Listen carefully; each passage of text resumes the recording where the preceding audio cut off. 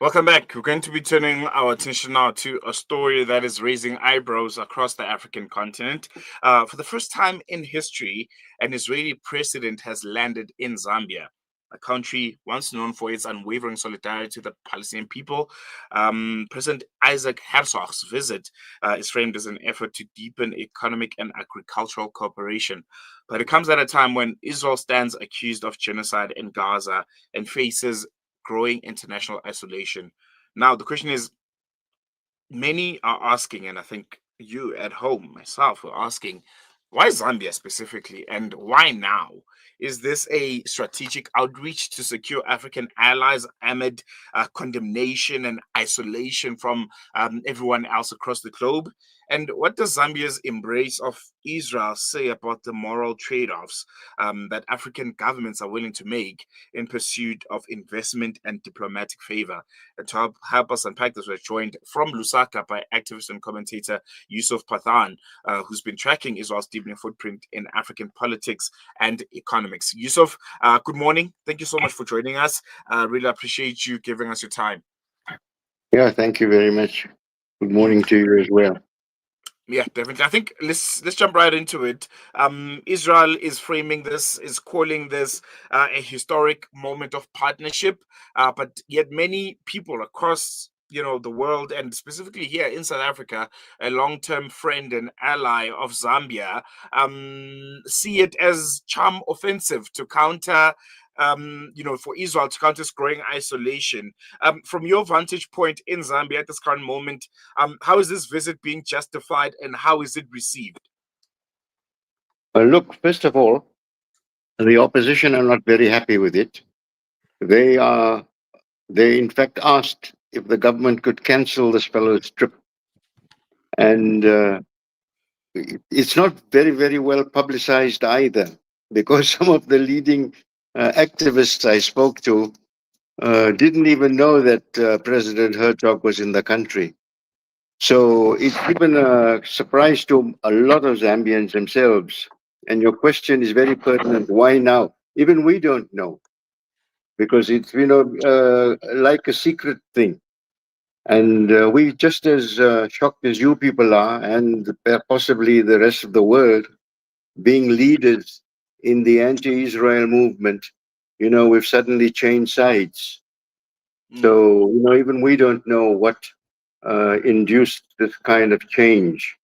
As you said, it may be a charm to try and get the other people from Africa to join, convince us to ally with them and, change the mindset of the African continent. So it's a mystery to us too. mm, mm. But the And I think, majority of the people don't really want, we were shocked ourselves in the United Nations when we voted against. And twice it happened out there, and then the third time as well. When the Israeli embassy was being opened, it was sudden, and now soon after the president comes to visit. So it's something that the government knows, and the people don't really haven't been explained to yet.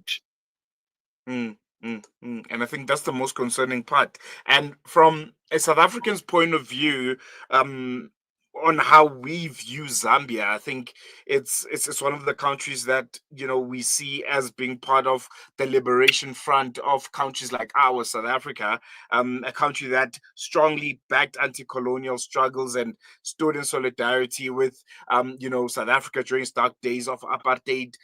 Some of our freedom fighters were trained and protected in Zambia, and there was also a strong Palestinian solidarity.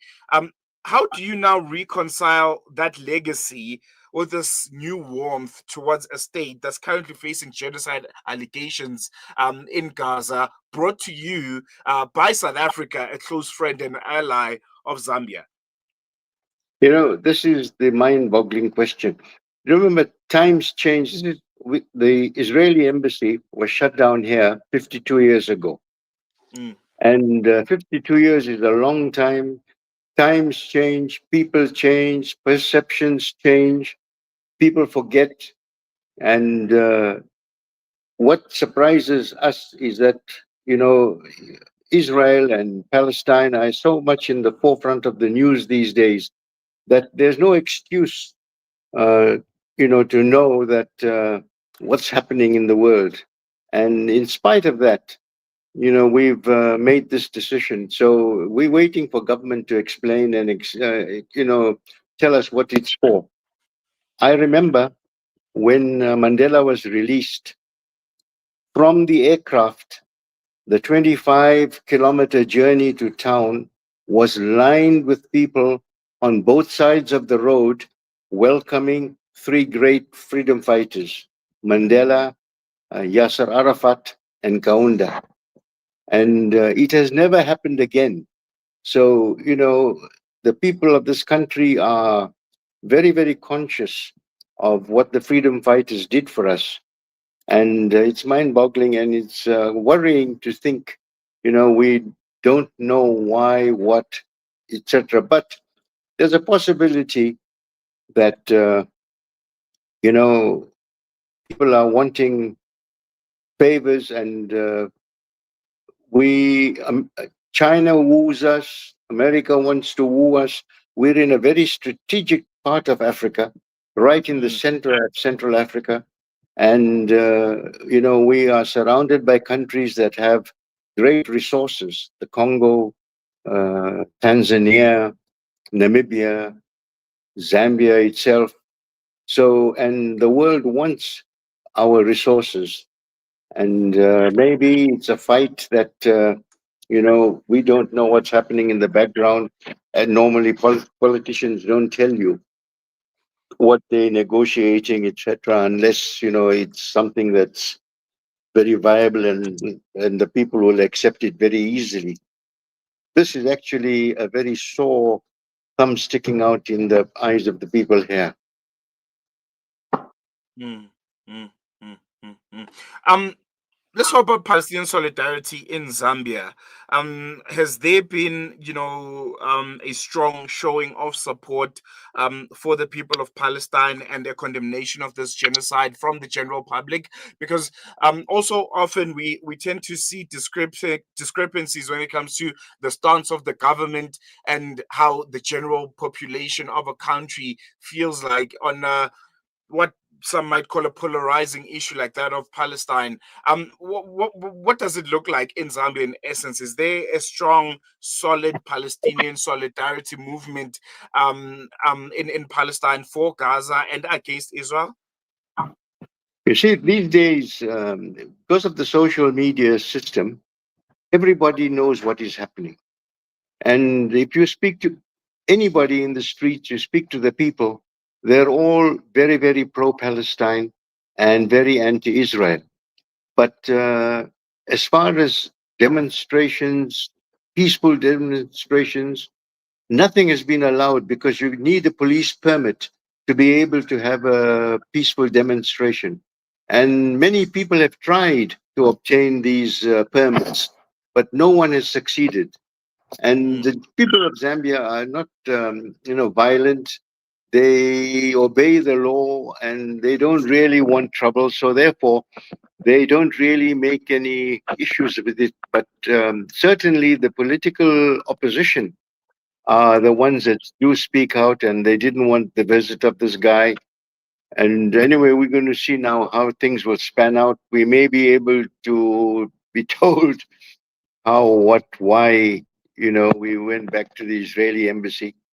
Of course, the Israelis can help us in agriculture, but so can other people. We can help mm, ourselves.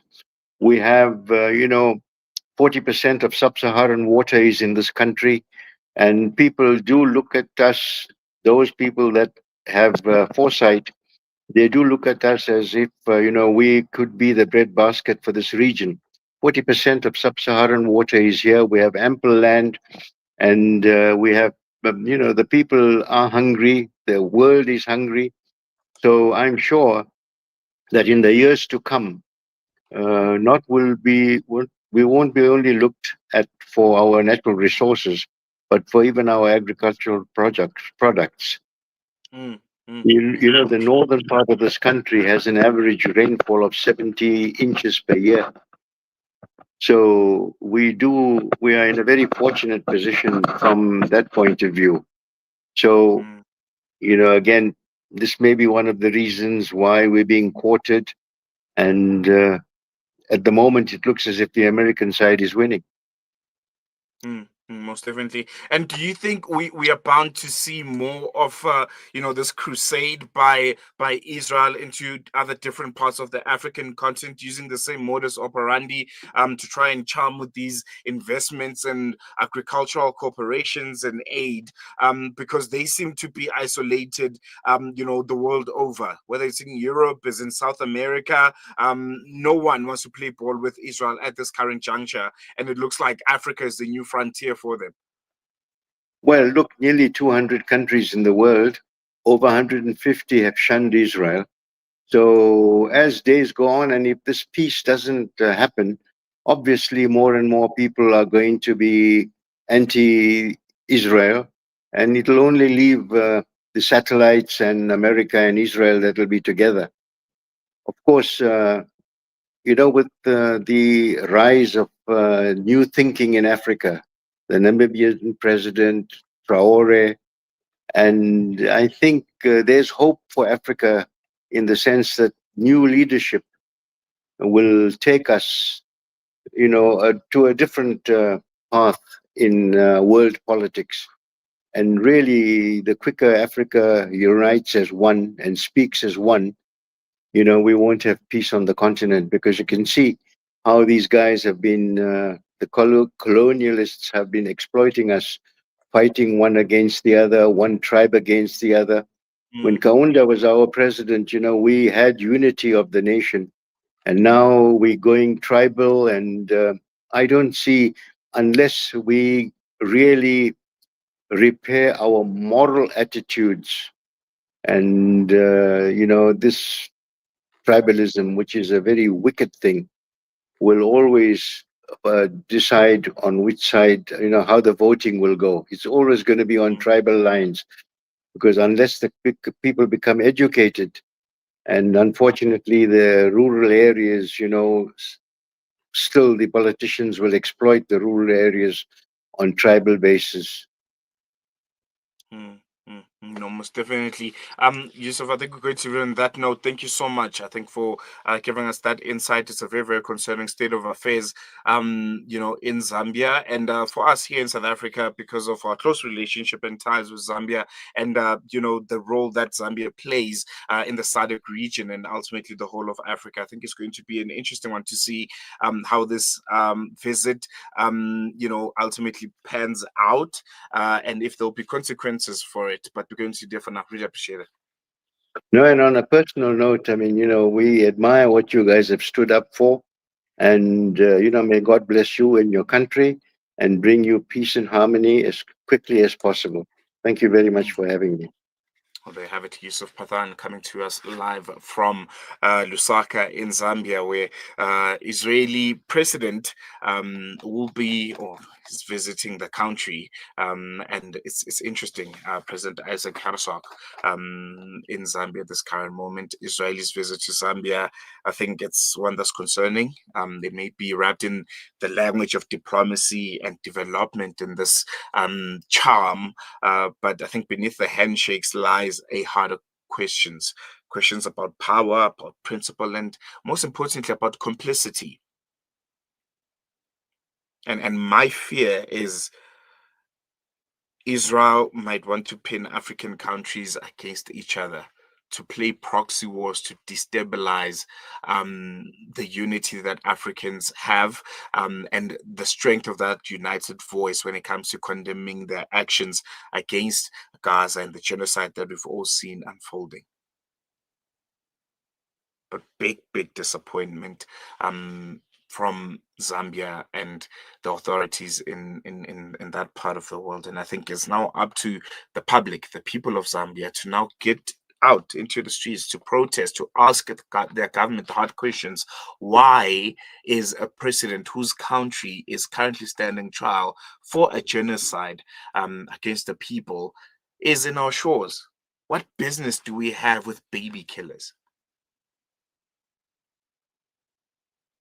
come to the end of today's edition of News and Views. Thank you so much for staying with us for the past 2 hours and 11 minutes. We stole someone's time, but we'll be back with you again tomorrow for the Thursday edition of the show.